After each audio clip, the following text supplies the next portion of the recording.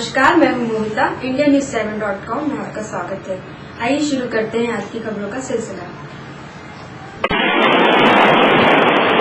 मामला माखनलाल विश्वविद्यालय का। शासन ने विश्वविद्यालय को 50 एकड़ भूमि आवंटित की थी, किंतु उस जमीन पर विश्वविद्यालय को कोई काम न करके अधिकारियों व कर्मचारियों की मिलीभगत से लगभग 30 एकड़ भूमि पर खेती करके पैसा कमाया जा रहा है।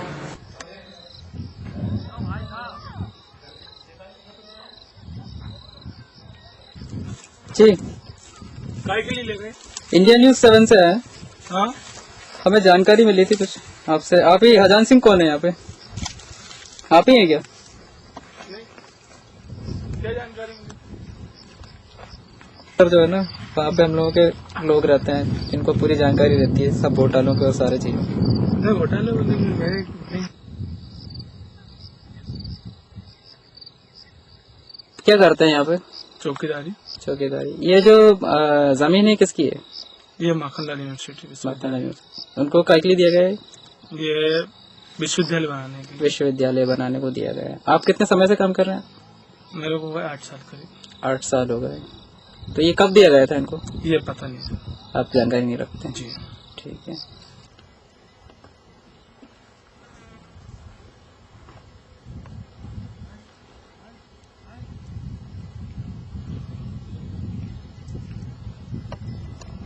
शासन को इस मामले की जांच कराना चाहिए व दोषी अधिकारियों व कर्मचारियों को दंडित करना चाहिए। भारत सरकार के मानव संसाधन विकास मंत्री कपिल सिब्बल के एक बयान से सारे देश में बवाल मच गया है। कपिल सिब्बल ने अपने बयान में कहा है कि 1 अप्रैल 2010 से देश में शिक्षा का कानून लागू होगा। इसके दरमियान देश में प्राइवेट संस्थाओं को यानी निजी स्कूल चलाने वालों को फीस और शिक्षकों को वेतन देने का अधिकार वो स्वयं निर्धारित करेंगे।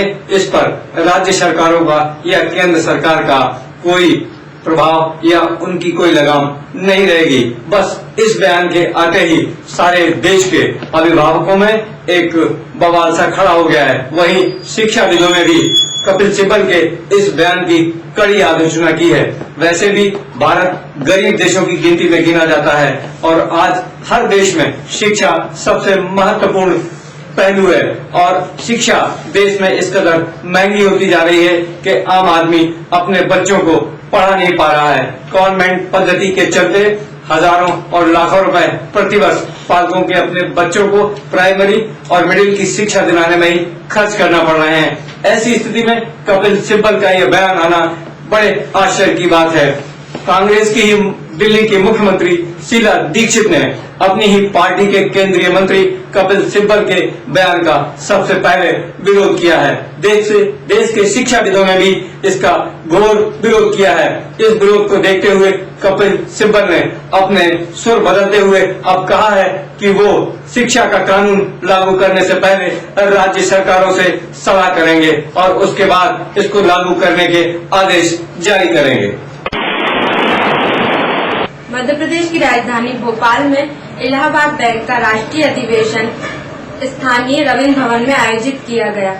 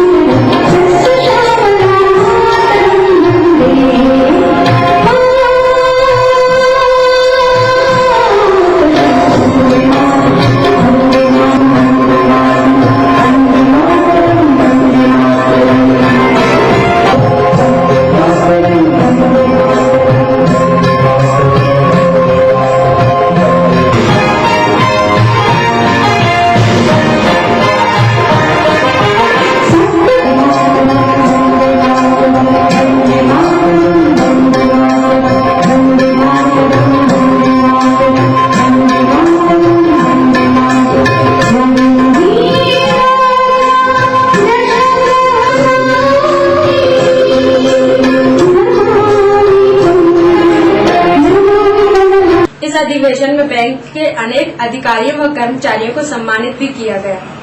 इलाहाबाद बैंक ऑफिसर्स एसोसिएशन ने इस अधिवेशन में अनेक प्रस्ताव भी पारित किए। मध्य प्रदेश सरकार नए नए घोटालों में और नए नए कारनामों के लिए चर्चित होती जा रही है।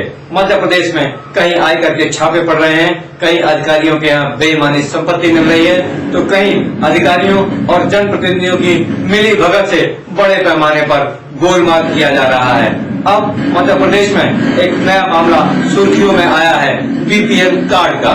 यूं तो सारे प्रदेश के कोने कोने में बीपीएल फर्जी कार्ड बनने की शिकायतें होती रही हैं। इन बीपीएल कार्डों में ऐसे लोगों के नाम सम्मिलित कर दिए गए हैं जिनके पास जमीनें हैं, जिनके अपने 4 पहिया वाहन हैं, जिनके पास बड़ी बड़ी हवेलियां हैं। सरकार ने बीपीएल कार्ड उन गरीबों के लिए बनाए थे जो गरीबी रेखा के नीचे रहते हैं, जिन्हें शासन कम दामों पर गेहूं, चावल, शक्कर और केरोसिन जैसी वस्तुएं उपलब्ध कराती है। ये वस्तुएं सार्वजनिक वितरण प्रणाली की दुकानों से इन लोगों को उपलब्ध होती हैं, लेकिन कुछ लोगों ने प्रशासनिक अधिकारियों की मिली भगत से और कर्मचारियों की मिली भगत से बीपीएल कार्डों में भी फर्जीवाड़ा किया है।